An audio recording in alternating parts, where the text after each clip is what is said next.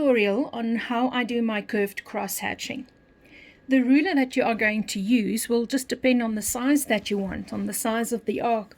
And for this particular block and instance, I'm using the So Kind of Wonderful quick curve ruler, the Curve It, and it's about a 12-inch diameter arc. I'm not entirely sure, but it works for the situation that I'm using it. And I have different markings that I can use to offset my lines with. So I am starting on the outside of this section, coming down in the ditch, and I'm going to use my curved ruler, and I'm lining up this previously stitched line with the first reference line because I want my curved cross hatching to be wider than 1/4 of an inch. It's going to be closer to 1/2 an inch. Okay, hand in place, slow and steady. I'm moving my hand out of the way. There we go. So I'll be stitching all the way down to this curved stitch line, and then I'm going to backtrack to the center line.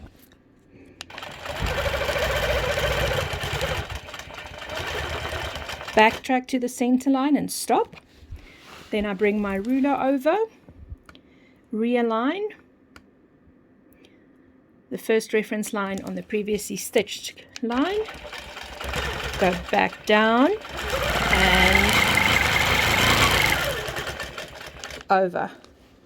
I'm going to travel in the ditch,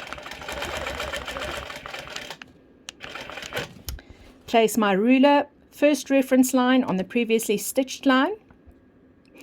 Now I'm going to quilt all the way to the base line, so the two base curves. Let me mark it with my pen.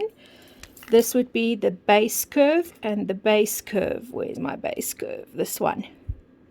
Okay, so my stitching line will go all the way through to the base curve and then backtrack to the center line of the area that I'm cross hatching. All the way to the base curve, back to the center line more or less. Turn my ruler, place it, so I might have to scoot over a little bit, 1 or so stitch to get the width the same.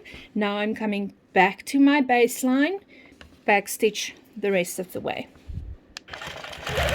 Back to baseline.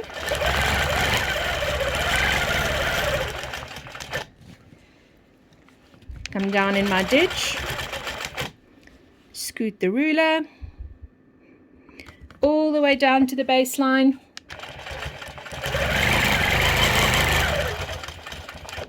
Let me take my hand out of the way.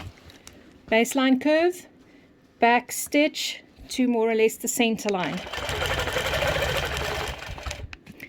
Realign ruler.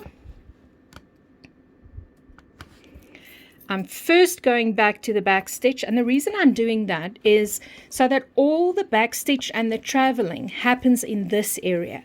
So I don't have any of the long sections as a double line, as a back stitched line. All of the traveling lines happen here in the cross section where they're crossing. And I find this way for me the easiest. Back to baseline curve, all the way over.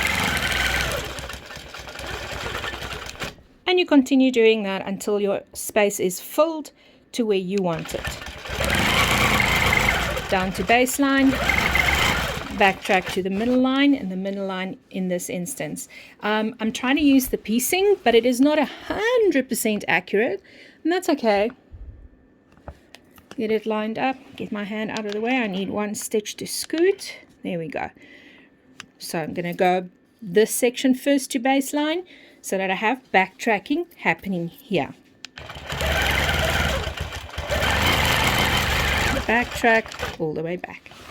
And this is all that I'm doing in this shape. I'm leaving it as this open triangle, and it forms a diamond with the curved cross hatching. Let's end off so I can show you the bigger picture. Let's have a look, see. There we go. And the opposite side. This is the way I do my curved crosshatch.